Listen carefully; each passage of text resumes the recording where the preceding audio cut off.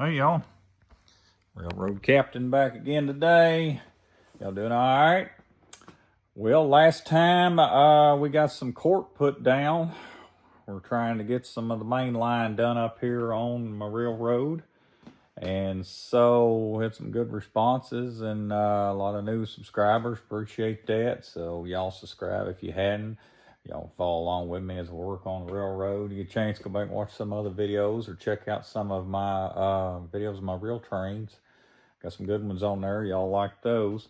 But we are going to try to get some more main line finished. And I'm going to have to get, I've got a bridge or trestle, if you want to call it. And we're going to try to get this installed. We've got to get it put in so we can keep going with our main line. So we're going to work on that today and see how that turns out, see how much of that we can get done. So y'all hang out with me and let's get going. And took a little trip to Harbor Freight this weekend. And they had this kit here for like 17, 18 bucks maybe. It's got quite a bit. I think for the money, that was pretty decent. Got a whole lot of these blades. And I think these are really gonna come in handy, especially the ones like this, for cutting into the foam where we have to cut out and underneath for our trestle. So this seemed like a pretty good deal right here. Well, hopefully this will work out pretty good for us. And while I was up there, I made a couple stops, and I've been wanting one of those for a long time. And they had that up at Hobby Store. And I made a neat little kit for an engine house to put our diesels in later on when they need a little maintenance. And found a little AccuRail kit. It's so hard, seems like, to find any AccuRail kits that are, by the time they get picked through, all that's left is cars that would be for a 1950s era, seems like. But I found one. And for the money and the fun of putting together AccuRail kits,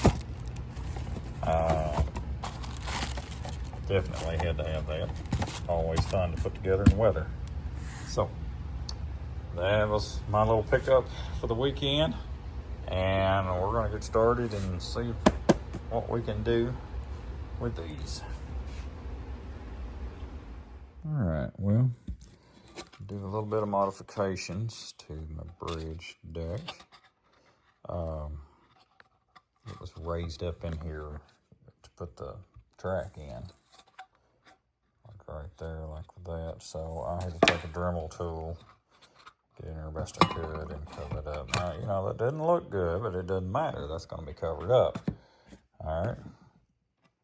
So I've got this marked off where this has got to be. So the trick's going to be, I'm going to have to cut it, all right, at least over to where, you know, you want this, the bridge itself, to sit on what's going to be your, what do you call it, an embankment.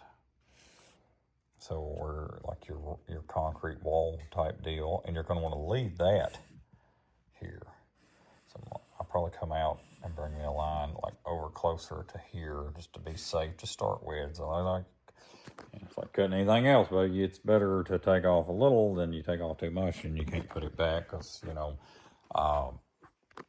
right now Lowe's and Home Depot both out of not only board stretchers, but, you know, foam stretcher or any other kind of thing like that. So all right, so anyways, it gives me an idea about what, because the trick is I want this to stay,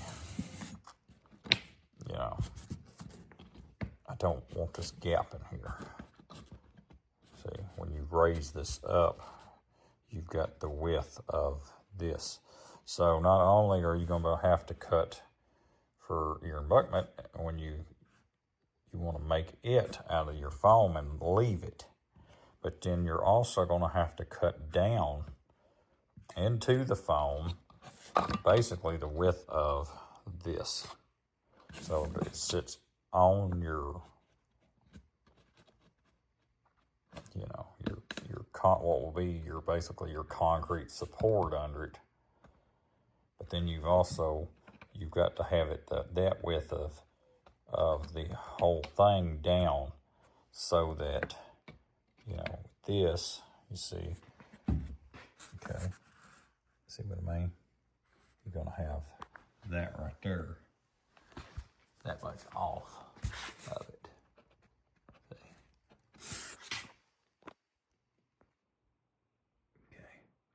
But that'll have to be cut low enough so that it brings the whole bridge down in, sitting down on your foam down in here enough that it's even with the rest of this. And I want to keep this one piece through the bridge. I think that would actually be a lot easier to deal with. So we're just going to have to take our time now. It's going to take a while to actually cut this and get this out of here and get it down in there the way you want it. So, all right, so I'm going to use some different knives here to work on cutting this out, like I've talked about. The main thing, of course, and you've heard it in everything, I'm certain you've heard it a dozen times, but safety is first. All these are just basically razors. And they are gonna, when they hit that skin, you'll never know it till it's too late. So be careful. Do not cut yourself. Wouldn't be no fun getting blood all over your train layout, that's for sure. All right, the main thing is, like I said, the embankment. So you're gonna wanna try to keep that straight as possible in here. And it's one of those things that you just kind of gotta, it really is. It's kind of like art. You've got to picture it,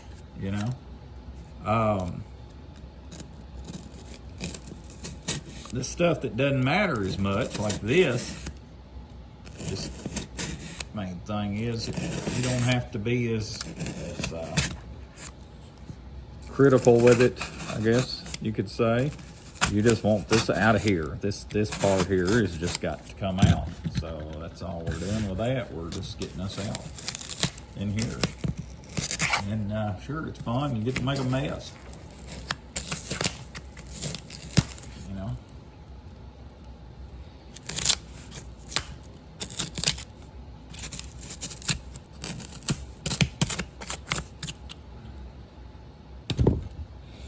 Now, when you're doing these other ones up here, where you've got to go not so deep or you don't want to mess up, this is really handy. The knife is actually on the end of this, see? So you can actually get down, and you're just going just a little piece in here, because this is going to be the top of your embankment, of course.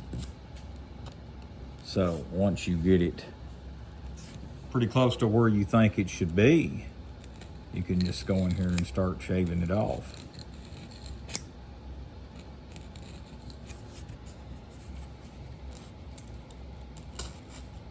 And it's time consuming, but it's relaxing too. You just take your time, you get in here, do what you need to do, cut a little bit at a time, however you think that you could do it and get it the way that you want it. And maybe take out just a little piece of something here and there. It makes it harder to do here because I'm not left-handed. I should have moved the camera over. But there's not really any certain techniques to any of this. See, you're just getting in here and you're doing it and getting just a little out at a time. So you kind of got it in your head what you want it to look like. or at least an idea, and you can go from there and see this is going to be starting our embankment. We've got to take just a hair off the top of this, though, like I mentioned before, or it's not going to fit right. So you just got to come in here and, you know, figure out which little tool is going to work the best for that, and then go from there.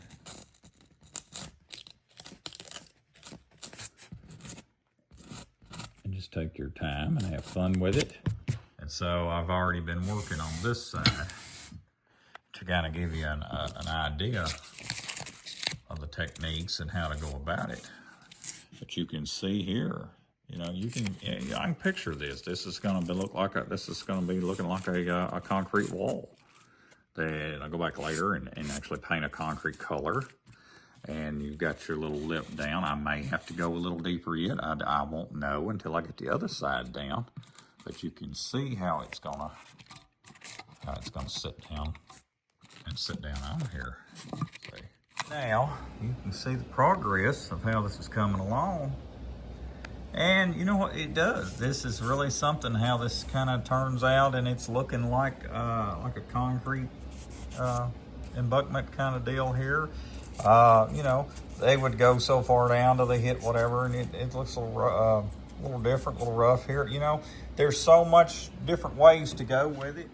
Well, if nothing else, you can't say that I didn't make a mess.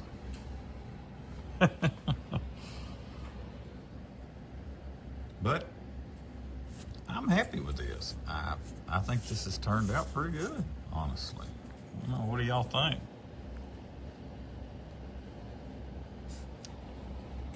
And, you know, like they say, time flies when you're having fun. I mean, this is, I've sat here, I don't know, hour, not over an hour and a half, just, you know, working on this, taking my time and going back and a little here, a little there. The little kit here that I showed you from Harbor Freight, this has definitely been worth the money.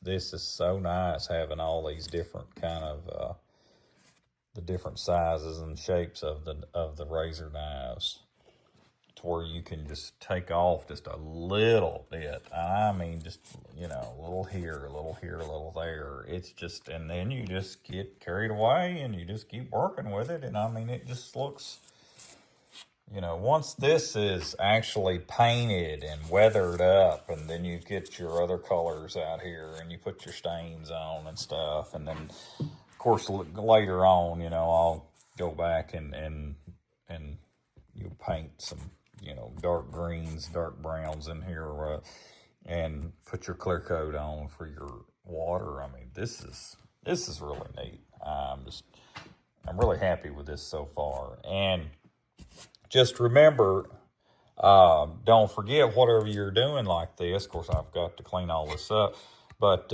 make sure you, like I said, test fit and stuff. It's important to make sure that everything is where it needs to be, and that it's going to work out all right there. And it didn't take but just a second here to lay some cork out here and just double check everything.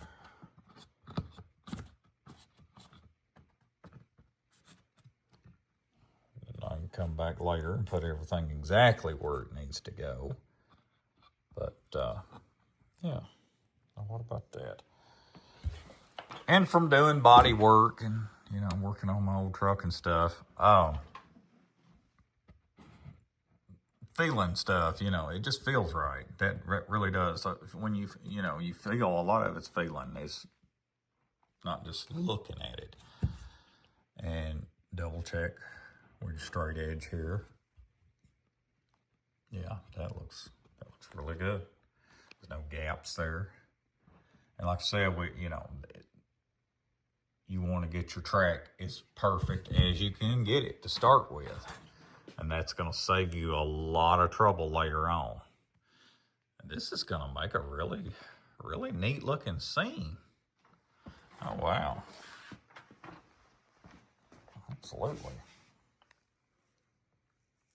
What do y'all think? I'm pleased with that. I really am. This is really, really nice. I'm tickled with that. Wow. Remember your resources when you're doing this sort of thing too. Because there's really not, I can't tell you or anybody else every little technique to how do you do this to make this look like that and whatever to use. You just gotta go with it. You kind of get an idea in your head, but at the same time, you can have stuff to go by, whether you go out and take your own pictures or videos, or you come online and check out somebody else's and you're looking at pictures online, and not just of the bridge or the tracks and how to put them and how to weather them, how much you want to, look like this or look like that. But the rivers too, and the nature scenes. I mean, it's everything like this is different. So you may want to try to look like a certain one, or you've got it in your head kind of what it is. It's a generic thing, but it may be based off something else. So go online and research, or go out and look at the real deal and, take the photos, take the research, and go from there. And then you can always paint up and weather up and, pretty much make it however you want to make it and make it look realistic too. All right, everybody. Well, I really appreciate y'all watching. Appreciate y'all hanging out, following along with me. And come on back next time and we'll do some more. We're going to try to get some more of these tracks down here, get some things going, get some trains going on here. So, as always, y'all take care and stay safe. And we'll see you next time. Thanks a lot.